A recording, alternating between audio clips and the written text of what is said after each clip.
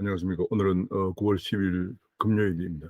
오늘 제가 오전에 일정이 있어서 오늘 어 오후에 좀 늦게 오늘 경기 시사회를 시작합니다.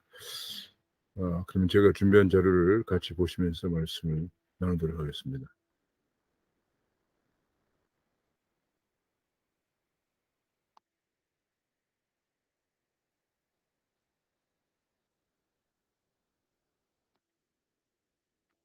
귀에 쏙쏙 들어가도록 경기 기사를 쉽게 해설해 드리는 명품 시사회서 9월 10일입니다.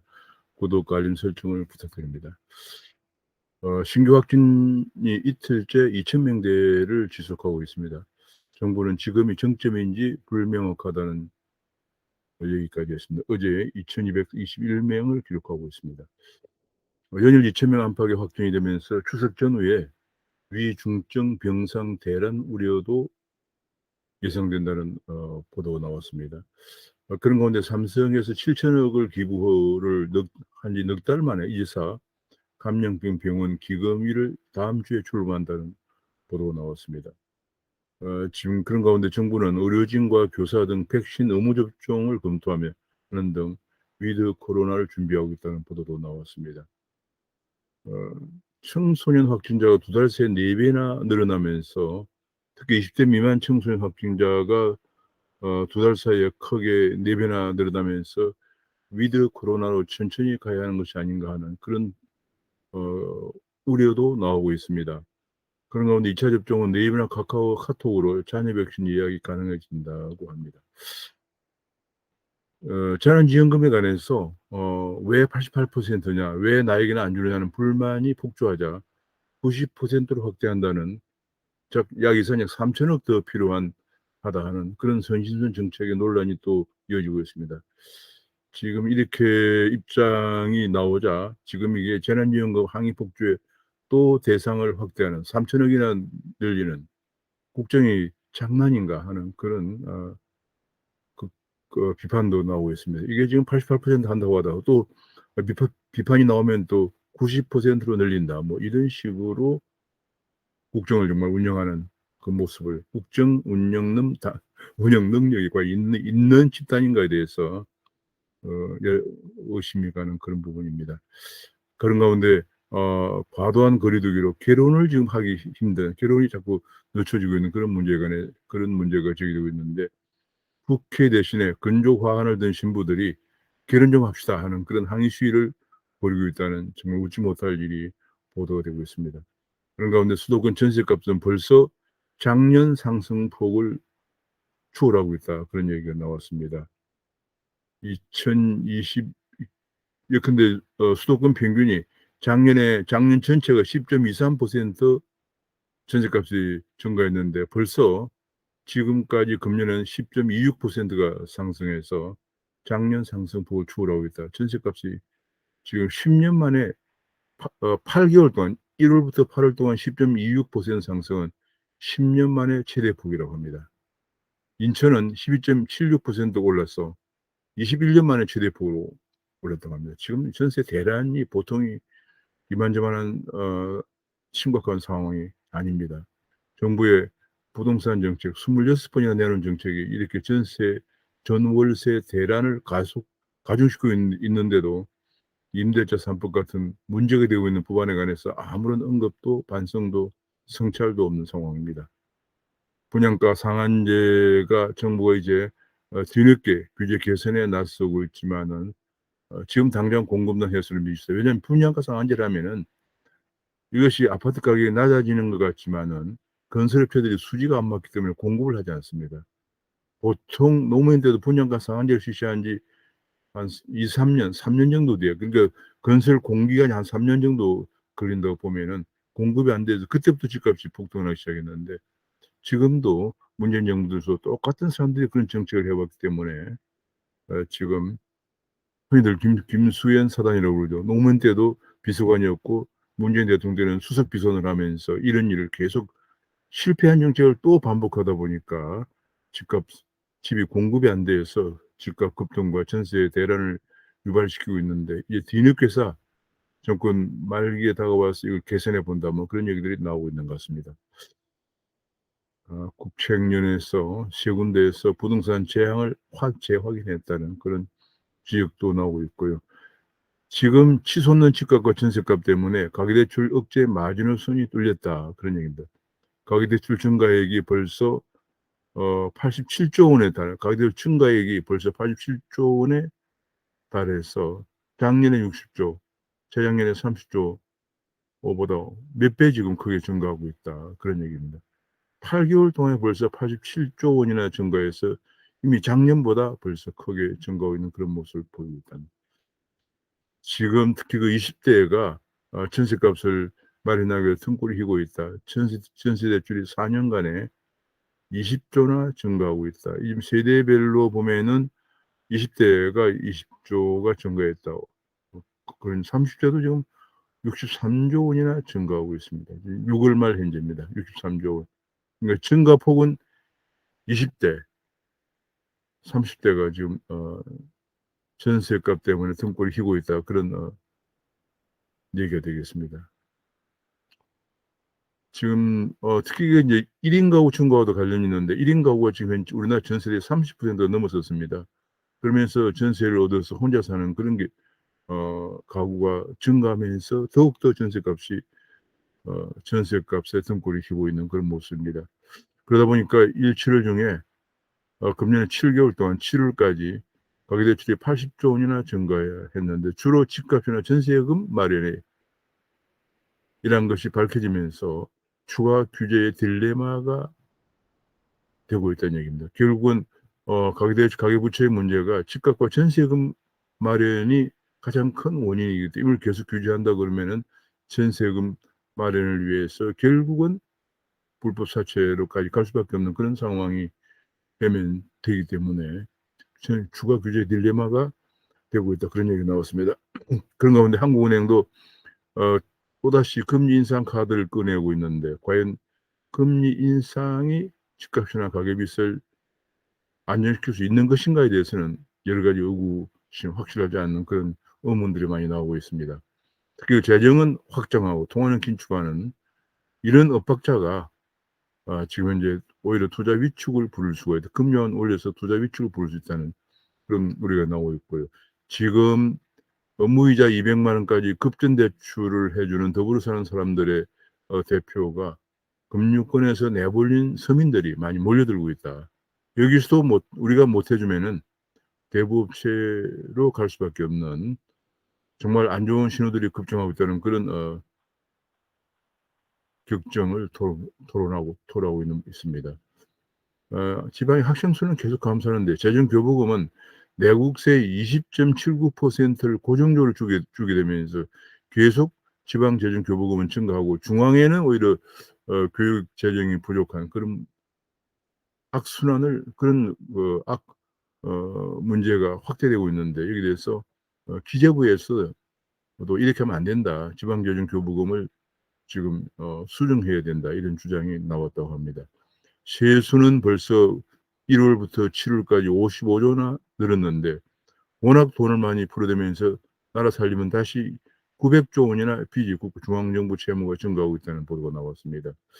소득세는 22조, 법인세는 10조, 걷는 족족 퍼주고 있기 때문에 결국은 세금 폭탄밖에 없다. 법인세가 한국 25%죠. 미국은 21%입니다. 미국에서 제한한 글로벌 최저 법인세가 15%에 불과합니다. 소득세도 한국은 최고 세율이 45%나 됩니다. 지금 이렇게 계속 걷는 족족 또 세금 퍼주고 그것도 부족해서 또 국채까지 빚까지 내는 이런 악순환을 반복하고 있습니다. 그런 가운데 이런 잠꼬간을 마음대로 허물지 못하는 재정준칙을 그 재정준칙으로 내놓은 것이 국가 채무 60%, 재정적자 3%인데 이미 국가 채무 40%, 재정적자 3%를 이미 재정적자 60% 이미 벌써 50%가 넘어서고 있거든요. 이런 물준칙을 내놓는데 그것도 법이 통과돼도 2025년부터 적용된다 하는 말도 안 되는 물준칙을 내놓는데 그나마 그것도 10개월째 국회에서 낮잠을 자고 있다.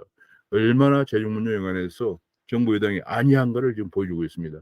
이 물준칙 너무도 말도 안 되는 물준칙도 10개월째 국회에서 거들떠보지도 않고 낮잠을 자고 있다. 그런 얘기가 나왔습니다. 그런 가운데 어제 더불어민주당 원내대표가 이제 한은의 발권력을 동원해서 지원을 해야 한다.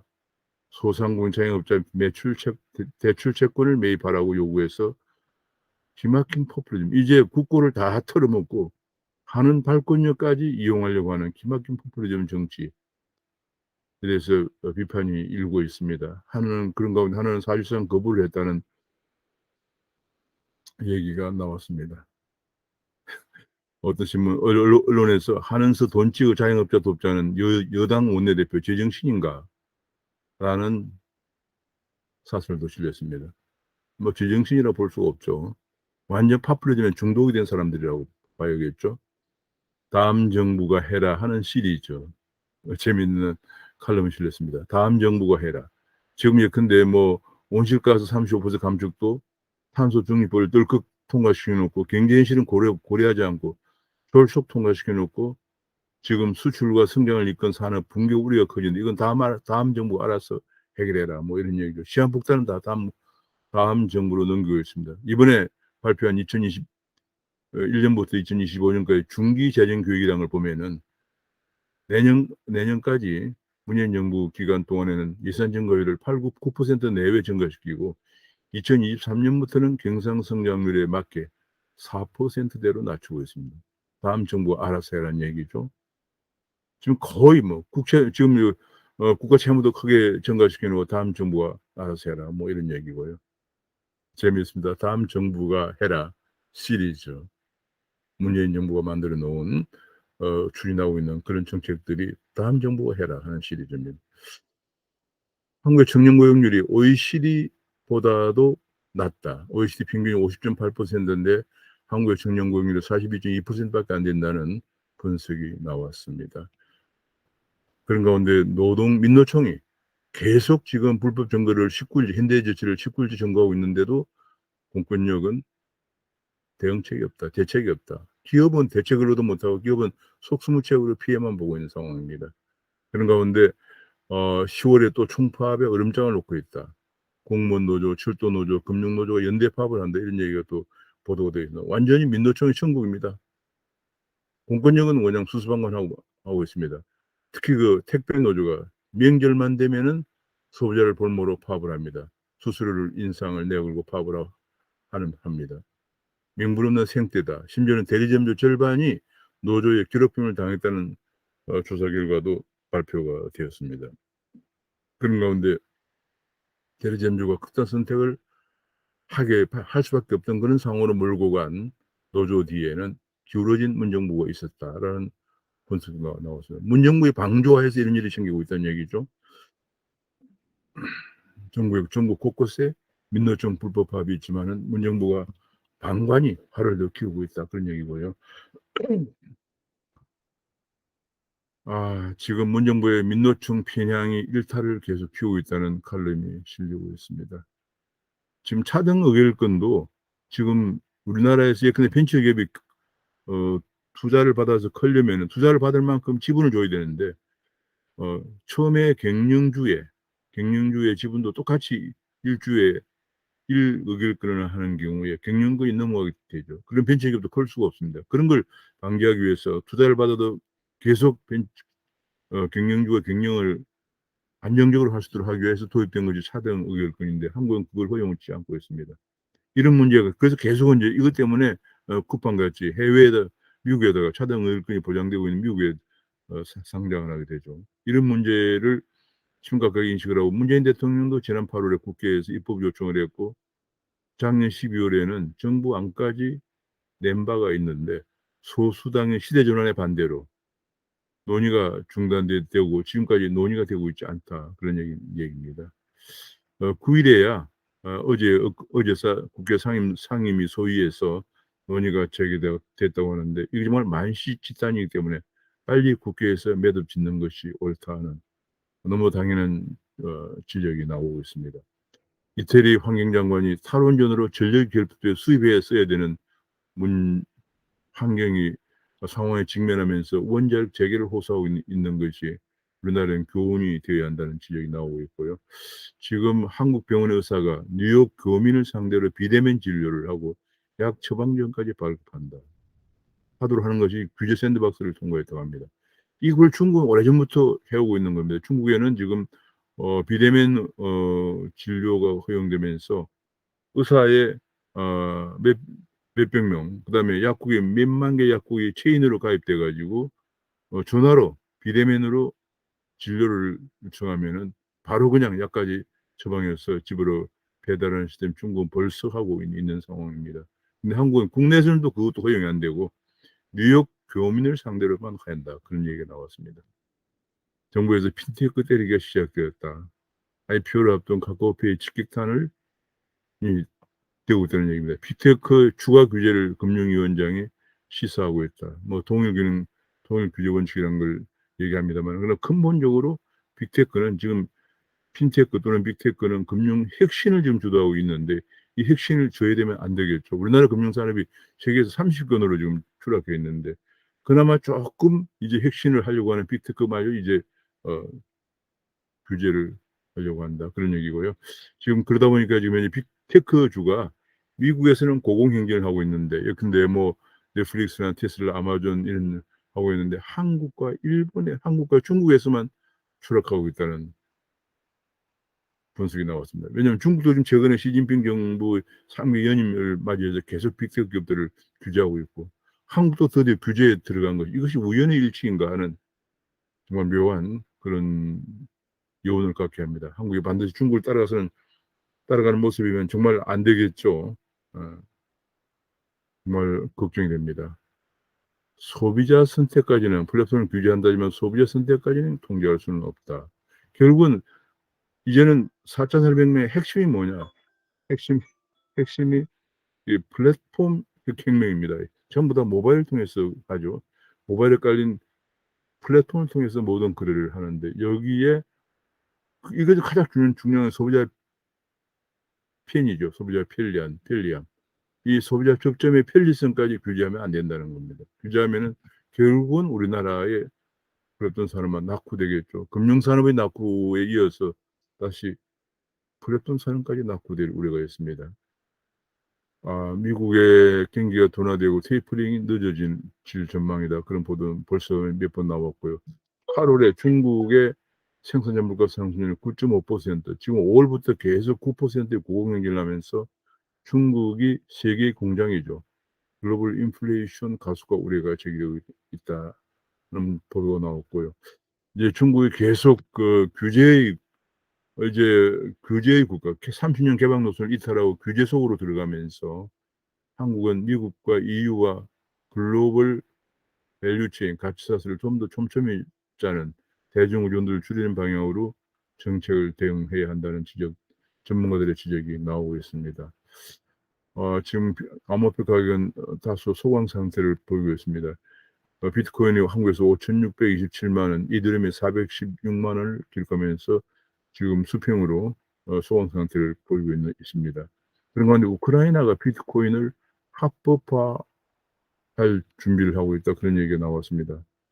아직 비트코인을 합법화를 하는데 우크라이나가 엘살바도르처럼 법정화폐를 인정한 것은 아니지만은 법안을 합법화하는 그런 방향으로 지금 지난 8일 엊그제 CNBC에 따르면 우크라이나 의회가 비트코인 등 가상화폐를 합법화하는 법안을 만장일치로 통과시켰다고 합니다. 지금 주식도 한국의 코스피나 코스닥도 지금 횡보를 보이고 있는 상황입니다. 코스피가 소폭 너무 하락했다가 소폭 반등하는 모습을 보이고 있고 미국에서는 다우존스는 하락을 하고 경기 둔화 우려 때문에 하락하면서 나스닥은 테이퍼링이 늦어질 것이라는 전망 때문에 좀 올라가는 그런 모습을 보이고 있습니다. 지금 쿠팡이 미국에 상장해서 했던 지금 이게 시총 100조 원을 기록했던 쿠팡이 상장가 35달러였는데 처음에 50달러까지 거래가 되다가 지금 31달러로 상장가를 타서 소폭 밑도는 수준까지 하락을 하고 있다. 그런 보도가 나왔습니다. 지금 시총이 반토막이 나고 있다. 그런 얘기인데, 왜냐하면 $51 지금 주가가 상장할 당시에 $50.45였는데 지금 주가가 $31.35까지 추락을 하고 29달러까지 추락했군요. 하고 있다는 얘기인데요. 결국은 이제 쿠팡이 뉴욕에 상장을 했기 때문에 상장을 하면서 향후 주가는 해외 사업의 승패에 달려 있게 될 것이라는 전망이 분석이 나왔습니다. 한국은 지금 반도체 업황이 불안해서 삼성전자, SK하이닉스 주가가 하락을 하고, 또 게임주도 실적 악화와 신작 흥행 부진, 또 인터넷도 지금 플랫폼 독과점 규제가 가시화되면서 주가가 계속 하락을 하면서 지금 코스피 하락하는 외톨이 신세가 되고 있다는 보도 나왔습니다. 지금 엊그제 K조선 비전 및 상생 협력 선포식이었습니다. 정부는 뭐만 하면은 그냥, 근데 얼마 전에 반도체 비전 선포식, 뭐 바이오 비전 선포식, 뭐 등등. K조선 최근에 조선의 수주가 좀 크게 호황을 보이자 다시 또 조선 비전 및 K조선 비전 및 상생 협력 선포식을 가졌다고 합니다. 어제 경남 거제 삼성중공업에서 열렸는데, 친환경 자율선박 등 기술을 고도화해 2026년에 암모니아 추진선을 띄운다. 과연 암모니아라는 발전이 아직 기술적으로 완성되지 않은 상태에서 벌써 지금 탄소 제로 시나리오의 암모니아 발전 얘기가 나왔죠. 벌써 이런 것을 계속 정부 주도로 추진하고 있고, 과연 이런 것들이 굉장히 우리 산업을, 과연 조선 산업을 제대로 도약시킬 것인가에 대해서 우려도 없지 않는 상황입니다. 그런 가운데 쿼드 회의가 24일에 미국에서 첫 정상회의를 한다고 합니다. 미국, 일본, 호주, 인도 안보협의체인데 한국의 동참 압박이 구축될 가능성이 크다. 그런 얘기가 나왔습니다. 그런 가운데 왕이 외교부장이 한국을 방문하는 등 지금 한국은 계속, 한국이 한중 간의 약한 고리예요. 약한 고리로 지목이 되면서 계속 중국에서 제재를 지금 제동을 걸고 있는 그런 상황인데, 우리가 과연 쿼드 정상회의에 쿼드 플러스에 우리가 구체적으로 가입하고 있지도 않는 상태이기 때문에 걱정이 되고 있는 상황입니다. 언제까지 한중 간에 이런 어정쩡한 자세로 가져갈 수 있을 것인가 하는 그런 우리가 계속 제기되고 있는 상황이고요. 북한은 그런 가운데 어제 9월 9일 날 정권 수립 기념일에 어제 전략무기, 이번에는 전략무기 없는 심야열병식을 했다. 그런데 전략무기 대신에 트랙터가 등장을 했다고 합니다. 이 북한이 지금 현재 제2의 고난의 행군이라고 할 정도로 경제난이 얼마나 심각한가 하는 것을 드러내고 있다고 보여집니다. 외국의 지원을 호소하고 있는 것처럼 보이기도 하고요. 얼마 전 하더라도 심야에 ICBM을 등장시키고 열병식을 했는데, 이제는 트랙터를 등장시켰다고 합니다. 그런 가운데 IOC에서 북한에 내년 말까지 자격 정지를 선언하고 지원도 돈줄까지 끊게 되면서 지금 바흐 위원장이 분노해서 북한에 줄 지원금을 수십억을 몰수했다고 합니다.